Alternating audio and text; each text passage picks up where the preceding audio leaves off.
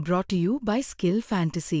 Skill fantasy पे जीतो लाखों के कैश प्राइजेस। क्रिकेट का असली मजा अब सिर्फ देखने में नहीं, स्किल फैंटेसी के साथ खेलने में है।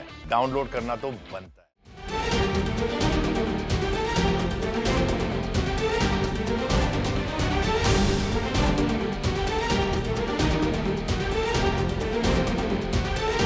દાહોદ મનરેગા કૌભાંડ જે છે તે બહાર આવ્યો હતો। દાહોદના મનરેગા કૌભાંડ જે છે તેમાં ફરિયાદ નોંધાઈ હતી। જે 35 જેટલી એજન્સી છે તેઓ પર ફરિયાદ જે છે બીએમ પટેલ જેઓ નિયામક હતા ડીઆરડીએના તેઓ દ્વારા ફરિયાદ નોંધવામાં આવી હતી। દાહોદના બી ડિવિઝન ખાતે એક ફરિયાદ નોંધાઈ હતી જેમાં 35 જેટલી એજન્સીઓ સામે નામજોગ એજન્સીઓના નામજોગ 35 જેટલી એજન્સીઓ સામે ગુના નોંધવામાં આવ્યા હતા।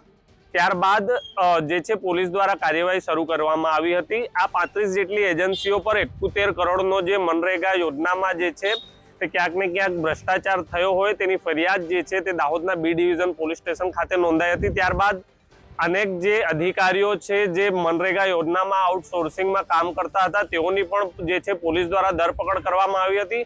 ત્યારબાદ મનરેગા જે ડિપાર્ટમેન્ટ છે ત્યાં કેમેરા લગાવવામાં આવ્યા હતા।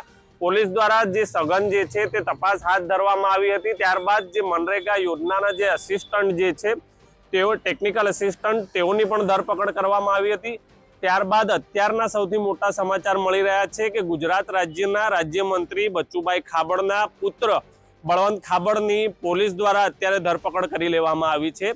ગુજરાત રાજ્યના રાજ્યમંત્રી અને રાજ્ય પ્રધાન બચુભાઈ ખાબડના પુત્ર બળવંત ખાબડની 35 પૈકી એક એજન્સી છે અને તેઓની એજન્સી દ્વારા પણ ક્યાંક ને ક્યાંક ભ્રષ્ટાચાર થયો હોય તેવી જે વાત છે તે વાયુ વેગે ફેલાઈ રહી છે અને અત્યારે દાહોદ પોલીસ દ્વારા ગુજરાત રાજ્યના રાજ્યમંત્રી બચુભાઈ ખાબડના પુત્ર બળવંત ખાબડની ધરપકડ કરી લીધી છે। તેની સાથે તત્કાલીન ટીડીઓની પણ ધરપકડ કરવામાં આવી છે। ત્યારે તેઓ દ્વારા અત્યારે જે છે તે ધરપકડ કરીને કાર્યવાહી હાથ ધરવામાં આવી છે। અત્યારે અનેક જે છે તે નામ બહાર આવી શકે તેવી શક્યતાઓ સેવાઈ રહી છે। ત્યારે અત્યાર સુધીના સૌથી મોટા સમાચાર એ છે કે ગુજરાત રાજ્યના રાજ્યમંત્રી છે બચુભાઈ ખાબડ જેઓ દેવગઢ બારિયાના ધારાસભ્ય છે તેઓના પુત્ર જે છે બળવંતભાઈ ખાબડ તેઓની અત્યારે દાહોદ પોલીસ દ્વારા ધરપકડ કરી લેવામાં આવી છે।